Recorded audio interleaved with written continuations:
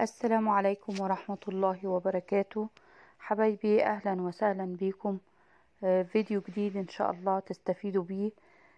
أتمنى اللي يشوف قناتي لأول مرة يحاول يشترك بالقناة ويفعل زر الجرس عشان توصلوا كل الفيديوهات الجديدة إن شاء الله، ويعمل لايك للفيديو لو عجبه إن شاء الله.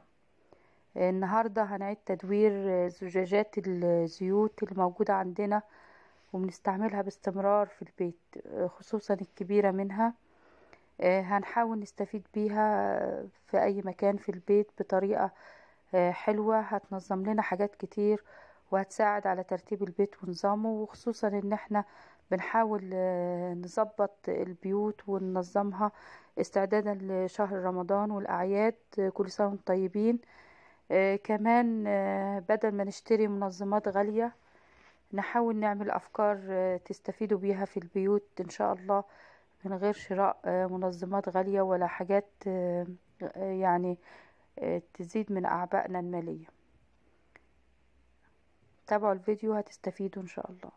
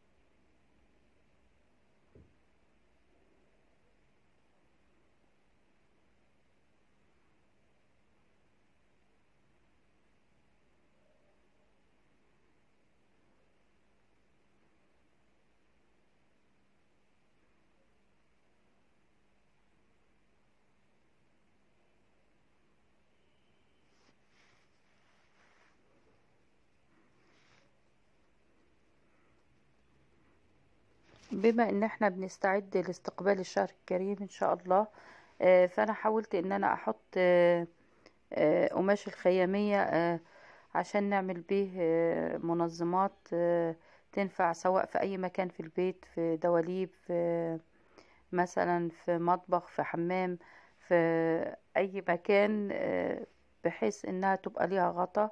او مش بتحب تحط غطيان، ممكن تعمليها زي قاعدة للمنظم اللي عملناه من علب زيت اللي احنا بنرميها، وهي ما اكترها عندنا كل شهر بنستخدم علبة واتنين.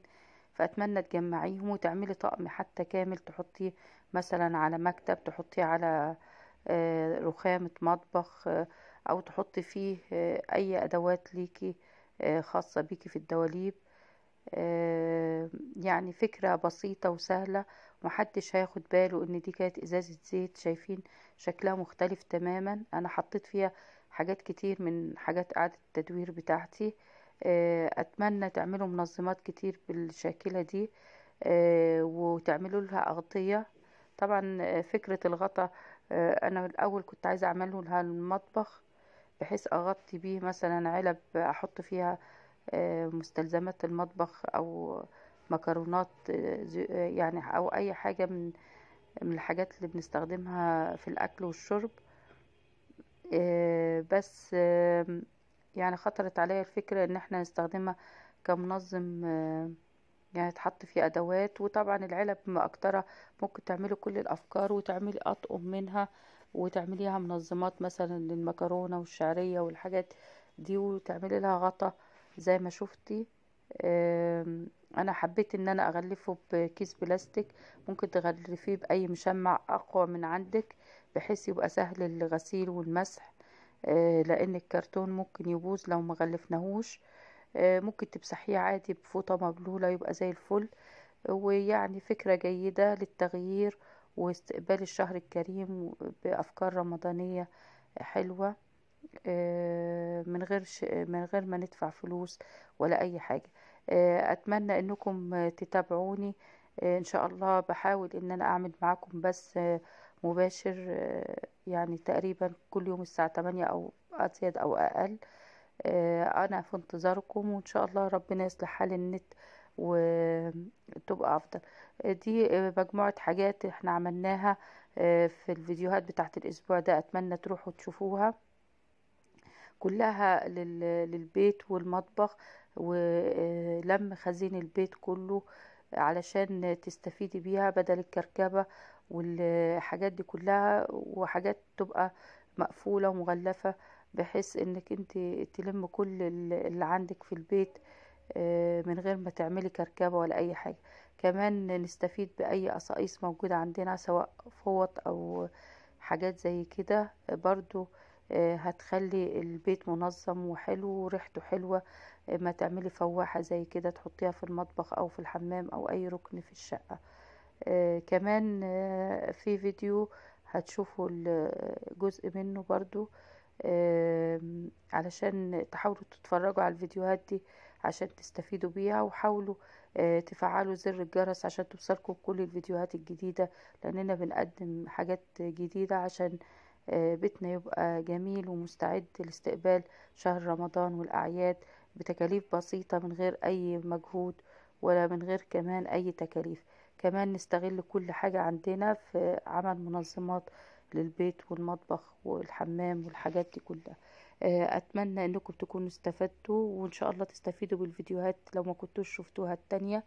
وأتمنى لكم كل السعادة والهناء، ولايك وشير وسبسكرايب للقناة، والسلام عليكم.